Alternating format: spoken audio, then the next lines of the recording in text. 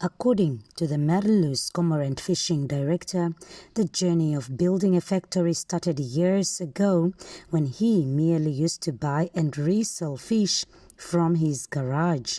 Soon after, Julio Walvis teamed up with other small companies and bought a vessel where fish was processed offshore. But the government called on the industry to create more jobs by setting up factories on land as opposed to the freezer vessels. Walvis says Merlu's responded by buying property near the sea and set up 2 factories that process hake.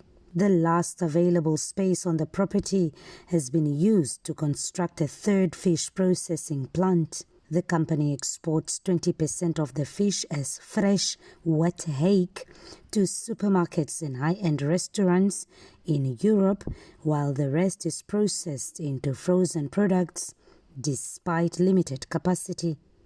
The factory that Seagull had here could only handle a certain small portion of fish to be frozen and also only do very little processing. So the one part that was missing was the factory that we are opening today, Merlu's Cormorant Fishing, which is to use all that fresh fish that comes and needs to be frozen on shore, but that you want to elaborate and value add as much as you can. Now with this new factory, we will be able to do that with all that fish that we land.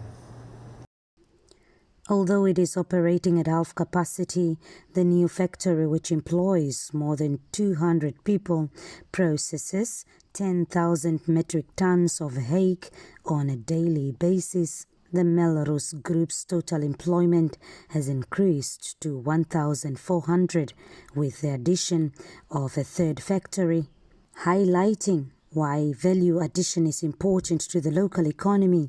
Fisheries and Marine Resources Minister Klazen commended Melrose and stressed that thousands of Namibians cannot access jobs.